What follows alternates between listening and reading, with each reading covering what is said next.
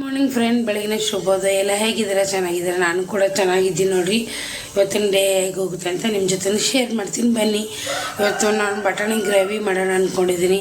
ನೋಡಿ, ಕೋಳಿ ಇನ್ನೂ ಕೂಗ್ತಾ ಇದೆ. ಟೈಮು 7 ಗಂಟೆ ಆಗ್ತಾಯಿದ್ರೆ ಇನ್ನೂ ಕೋಳಿ ಕೂಗ್ತಾ ಇದೆ.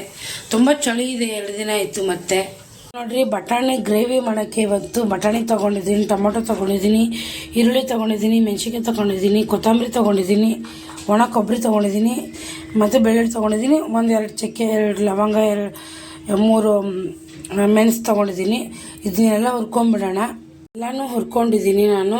ಆಮೇಲೆ ಸ್ವಲ್ಪ ಶೇಂಗಾ ಪುಡಿ ಹಾಕಿ, ಶೇಂಗಾ ಹಾಕಿ, ಇಲ್ಲಾಂದರೆ ಶೇಂಗಾ ಪುಡಿ ಹಾಕಿ ಪರವಾಗಿಲ್ಲ.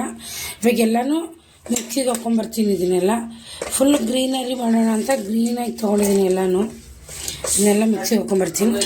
ಒಗ್ಗರಣೆಗೆ ಆಲೂಗಡ್ಡೆ ತೊಗೊಂಡಿದ್ದೀನಿ, ಈರುಳ್ಳಿ ತೊಗೊಂಡಿದ್ದೀನಿ, ಟೊಮೊಟೊ ತೊಗೊಂಡಿದ್ದೀನಿ, ಕರಿಬೇವು ತೊಗೊಂಡಿದ್ದೀನಿ. ಆಲೂಗಡ್ಡೆ ಏನು ಸಿಪ್ಪೆ ತೆಗೆಯೋದೇನು ಬೇಡ ರೀ. ಬನ್ನಿ ಇವಾಗ ಒಗ್ಗರಣೆ ಮಾಡೋಣ.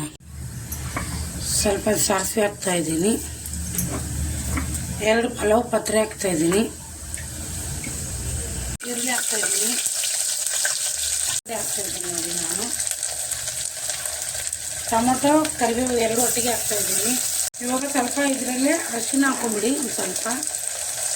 ಆಮೇಲೆ ಗರಂ ಮಸಾಲ ಹಾಕ್ಕೊಳ್ಳಿ, ಗರಂ ಮಸಾಲ ಸ್ವಲ್ಪ. ಮಸಾಲ ಹಾಕ್ತಾಯಿದ್ದೀನಿ ನೋಡಿ. ನಾನು ಮಸಾಲ ಹಾಕಿದ್ದೀನಿ, ಬಟಾಣಿ ಹಾಕ್ತಾಯಿದ್ದೀನಿ. ಇವಾಗ ಬಟಾಣಿ ಎಷ್ಟು ಬೇಕು ನೋಡ್ಕೊಂಡು ಹಾಕ್ಕೊಳ್ಳಿ. ಚೆನ್ನಾಗಿರುತ್ತೆ ಬಟಾಣಿ ಇದ್ದಷ್ಟು. ತುಂಬ ಟೇಸ್ಟ್ ಕೂಡ ಆಗುತ್ತೆ. ಈ ಪೂರಿ ಜೊತೆ ಮತ್ತು ಪರೋಟ ಜೊತೆ ಸಖತ್ತಾಗಿರುತ್ತೆ ಈ ಗ್ರೇವಿ. ಗಮ್ಮಂತ ಇದೆ ನೋಡಿ. ಬೇಕಷ್ಟು ನೀರು ನೋಡ್ಕೊಂಡು ಇವಾಗ ರುಚಿ ಅದೆಲ್ಲ ನೋಡ್ಕೊಂಡ್ಬಿಟ್ಟು ಒಂದೇ ಒಂದು ವಿಷಲ್ ಹಾಕಿದ್ರೆ ಸಾಕು. ಕ್ಲೋಸ್ ಮಾಡಿಬಿಡೋಣ. ಗ್ರೇವಿ ರೆಡಿ ಆಯಿತು ನೋಡಿರಿ. ಎಷ್ಟು ಚೆನ್ನಾಗಿದೆ, ಘಮ ಘಮ ಅಂತ ಇದೆ ಬಟಾಣಿ ಗ್ರೇವಿ. ಅಯ್ಯೋ ನೋಡಿರಿ, ಇವತ್ತು ಊಟ ಮಾಡಲ್ಲ, ನಾಷ್ಟ ಮಾಡ್ತೀನಿ. ಉಪ್ಪಿಟ್ಟು ಮಾಡ್ಕೊಂಡಿದ್ದೀನಿ. ನನಗೆ ಅವ್ರಿಗೆ ಚಪಾತಿ ಮಾಡಿದ್ದೀನಿ, 6 ಚಪಾತಿ. 3 ಊಟ ಮಾಡೋಕ್ಕೆ, 3 ಕಟ್ಕೊಂಡು ಹೋಗೋಕ್ಕೆ. ಮತ್ತು ಅನ್ನ ಮಾಡಿದ್ದೀನಿ ಮಧ್ಯಾಹ್ನ ಊಟಕ್ಕೆ ಕಟ್ಕೊಂಡು ಹೋಗೋಕ್ಕೆ. ಮತ್ತು ಗ್ರೇವಿ ಮಾಡಿದ್ದೀನಿ ಬಟಾಣಿ. ಮತ್ತು ನೋಡಿ, ನಮ್ಮ ಪಕ್ಕದ ಮನೆ ಅಕ್ಕವರು ನನಗೆ ಇಡ್ಲಿ ಕೊಟ್ಟು ಕಳಿಸಿದ್ದಾರೆ ನೋಡಿರಿ. ಬೇಡ ಅಂದ್ರೂ ಇಡ್ಲಿ ಸಾಂಬಾರು ಎಲ್ಲ ಕೊಟ್ಟು ಕಳಿಸಿದ್ದಾರೆ. ನಾ ಏನು ಕೊಟ್ಟಿರಲಿಲ್ಲ. ಹೀಗೆ ಅಲ್ರಿ ಪ್ರೀತಿ ಅಂದ್ರೆ ಇದೀನಿ ಅಲ್ವಾ. ಬರ್ರಿ ಬೇಗ ಬೇಗ ಟಿಫನ್ ಕಟ್ಕೊಂಡು ಹೋಗೋಣ. ಟಿಫನ್ ರೆಡಿ ಮಾಡ್ತಾಯಿದ್ದೀನಿ ನೋಡಿ. ಯಜಮಾನ್ರು ಪೂಜೆ ಮಾಡಿದ್ದಾರೆ ನೋಡಿರಿ. ಯಜಮಾನ್ರು ಪೂಜೆ ಮಾಡಿದರೆ ಇಲ್ಲಿ ಎಲ್ಲಮ್ಮ ಇದು ತಾಯಿದು ಪೂಜೆ ಮಾಡಿದ್ದಾರೆ. ನಾನು ಪ್ರತಿ ವಾರ ತೋರ್ಸೋಕ್ಕಾಗಲಿಲ್ಲ, ಈ ವಾರ ತೋರಿಸ್ತಾ ಇದ್ದೀನಿ ನೋಡಿರಿ. ಎಲ್ಲಮ್ಮ ಈ ಪೂಜೆ ವಾರ ಹಿಡಿದಿದ್ದಾರೆ. ಇನ್ನೂ 2 ವಾರ ಇದೆ ಅಷ್ಟೇ. ಇನ್ನೂ 1 ವಾರ ಇದೆ. ಇದು ವಾರ ಆದರೆ ಇಲ್ಲೆಲ್ಲಮ್ಮ ಇದು ಬೇವಿನ ಸೊಪ್ಪೇ ಸಿಗಲ್ರಿ. ಇಲ್ಲಿ ಬೆಂಗಳೂರಲ್ಲಿ ಸಿಗುತ್ತೆ. ಎಲ್ಲರೂ ಕೇಳಿ ಮಾಡಿ ತೊಗೊಂಬರ್ಬೇಕು. ನಮ್ಮ ಕಡೆ ಎಷ್ಟೊಂದು ಸಿಗುತ್ತೆ ಬೇವಿನ ಸೊಪ್ಪು. ಇಲ್ಲಿ ದುಡ್ಡು ಕೊಟ್ಟು ತೊಗೊಬೇಕು. ಒಂದು ಇಲ್ಲಾಂದರೆ ಯಾರ ಪರ್ಮಿಷನ್ ಕೇಳ್ಕೊಂಡು ತೊಗೋಬೇಕು. ಅದು 2 ಕಡೆ ಸಿಕ್ಕಿದೆ ನೋಡಿರಿ, ಅಷ್ಟೇ, ಜಾಸ್ತಿನೂ ಇಲ್ಲ. ಅದು ಕೆಂಪು ಚಟ್ನಿ ಇನ್ನೊಬ್ಬ ಅಕ್ಕ ಕೊಟ್ಟಿದ್ದಾರೆ. ಕೆಂಪು ಚಟ್ನಿ ಅಂದರೆ ತುಂಬ ಇಷ್ಟ. ನಾನು ಮಾಡಿಲ್ಲ, ಇನ್ನೊಬ್ಬ ಅಕ್ಕ ಕೊಟ್ಟಿದ್ದಾರೆ. ಕೊಡೋಣ ಯಜಮಾನ್ರಿಗೆ ಊಟ. ಟೇಸ್ಟ್ ಹೇಗಿದೆ ಅಂತ ಅವ್ರಿಗೆ ಕೇಳಬೇಕು ಇವಾಗ ಸದ್ಯಕ್ಕೆ.